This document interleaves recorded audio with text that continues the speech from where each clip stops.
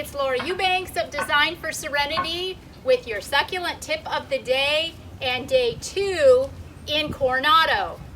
We are completing the tapestries in the front.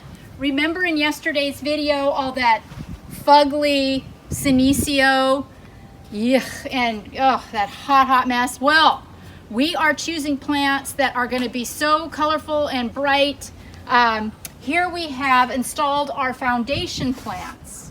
Remember, first we adjust irrigation, then we add soil. This is about a ½ yard. Then we stage boulders. Then we put in our larger specimens to anchor the design. Then once we're done anchoring, we tuck all the little stuff in to complete the tapestry. So see how in this side you can identify the foundation plants because they're the big ones, and then Blonde Terry did a masterful job of connecting all of the dots with our cute little small plants from Oasis Water Efficient. There's a couple of things that need tweaked. Upon stepping back, you don't always see it when you're in it, but when Terry and I stepped back, we identified that there's an area here that's a little flat. So we're going to take these little pieces of Crassula ovata and we're going to tuck them in amongst the sedums and the little graptos to give us a little bit of additional height and texture.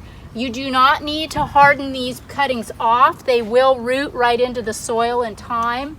If you live in an area where you're expecting a lot of rainfall, then you might want to let them harden off in a dry place for about a week before sticking them in the ground.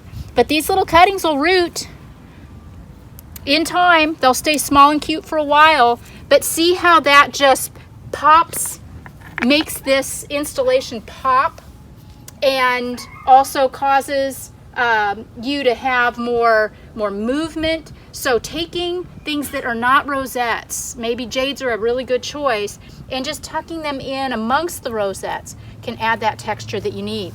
One more area where we're having a little bit of an issue is in the slope.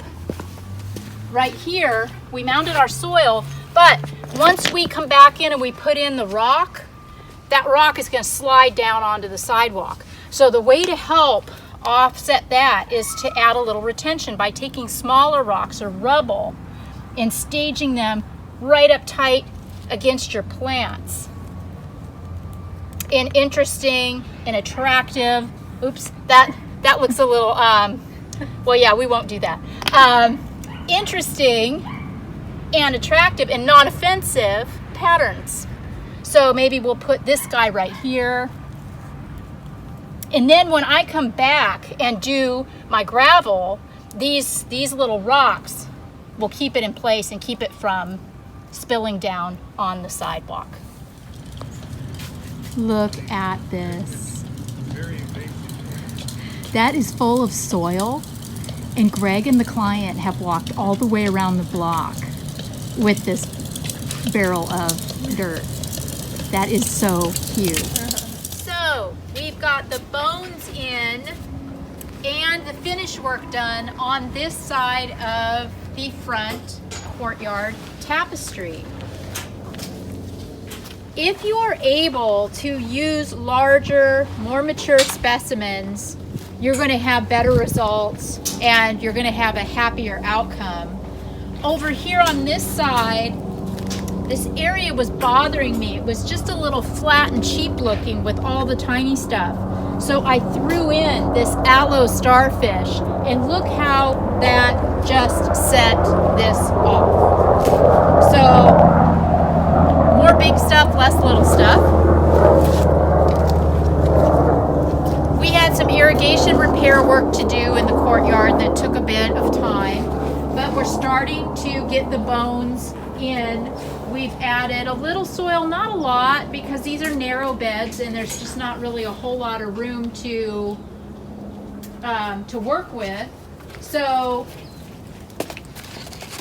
now it's just a question of staging our boulders, putting in our foundation plants. Then I have Terry working on a little bit of tapestry, smaller stuff over here. I have Miguel working with aloe blue elf. This is one that I like to bust out of the cans, break it up into parts. Then you can maneuver the plant in any configuration you want. And this is a really, really tough little plant. So I like to work with this real tight around rocks. It's kind of a signature thing for me. So if you can get your hands on some blue elf, this is tough. It'll turn purple when it's stressed, or a deep mauve. And it's a great little manipulative plant. We've got agave, Desmediana Joe Hoke, and a beautiful blue barrel cactus right there. And this area back here, we still need to pressure wash where the jasmine was. Remember what a hot mess this was yesterday with all the crap everywhere and the jasmine and the bird of paradise, and oh God, it was awful. This is their entry. People will walk through here to get to the front door. And I really wanted to tell a happy tale. So this is also shady. I'm going to do bromeliad, tradescantia. We have the creeping fig. This is ficus repens. I love this stuff. It works its way up the wall and fingers across. You know, like any other plant, it does grow. You do have to maintain it, but it's an easy one.